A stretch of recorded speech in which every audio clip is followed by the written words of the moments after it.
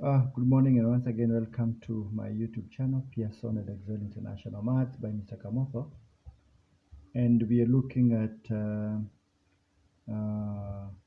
example 8 of differentiation, which is in pure mathematics 4, and we are on page 58. 58. Before we do anything, it is important to note that an equation that involves a rate of change is called a differential. An equation that involves a rate of change is called a differential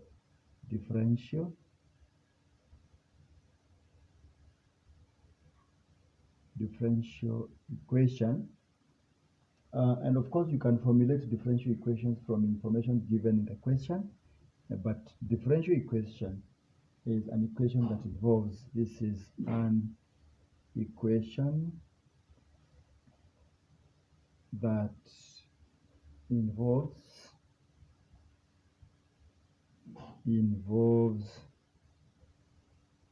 rate of change. An equation that involves rate of change, and that is just like it. And I want us to just look at example 8 on page 54. And we are told that in the decay of radioactive particles, the rate at which particles decay is proportional to the number of particles remaining. The rate at which the rate of decay is proportional to the number of particles remaining. The rate of decay is proportional to the number of particles remaining. Write down a differential equations for the rate of change of the number of particles. And of course, we are supposed to write a differential equations in respect to this information and say, let n be the number of particles and let t be the time. Let n be the number of particles and let t be the time, because the rate of change has to happen within time. The rate of change of the number of particles is of course given by dn dt. This is the rate of change of the number of particles, which is proportional to the number of particles remaining, which is n. And the rate of change, because there is decay.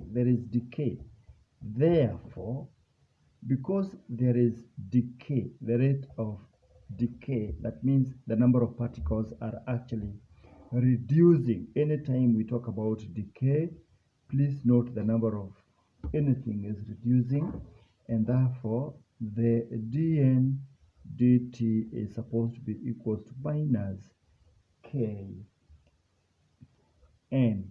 We've just brought in the k as the constant of proportionality, substituting this symbol of proportionality. Of course, this one should have been the rate of change of the particles is proportional to the number of particles remaining, but because there is decay, it means they are reducing, and that is why k has taken a negative sign. You know, you should be able to know that the minus sign arises because the number of particles is decreasing. And it is important to say this. And B, the negative sign indicates that the number of particles is actually reducing. The number of particles is decreasing, is actually decreasing, is simply decreasing, and that is just like it. Fine. If you look at probably example 9 in the same video, Let us talk about example 9 in the same video and see Newton's law of cooling states that the rate of loss of temperature of a body is proportional to the excess temperature of the body over its surrounding. And I read again. Newton's law of cooling states that the rate of loss of temperature of a body is proportional to the excess temperature of the body over its surrounding. Write an equation that expresses this law. Of course, we will have to have some variables that talks about temperature, and let the temperature of the body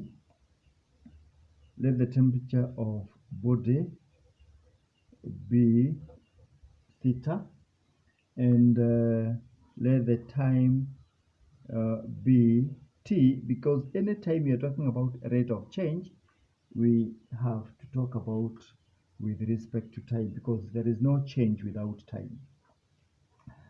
And of course, the rate of change of temperature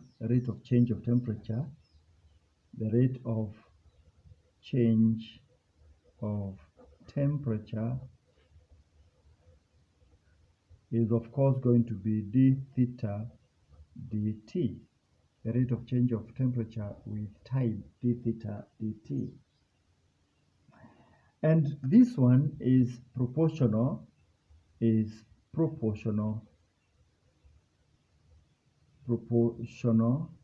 one is proportional to the question talks about proportional to the excess temperature of the body over its surrounding. We should have said that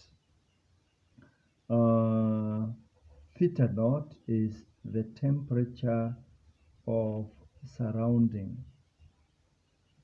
The temperature of the environment is proportional to excess.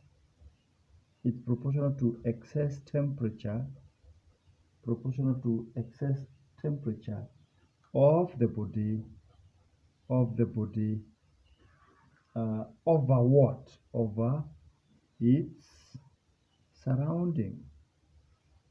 So we must be very careful here when we're interpreting the excess temperature of the body over its surrounding is the temperature over the body minus the temperature of the surrounding.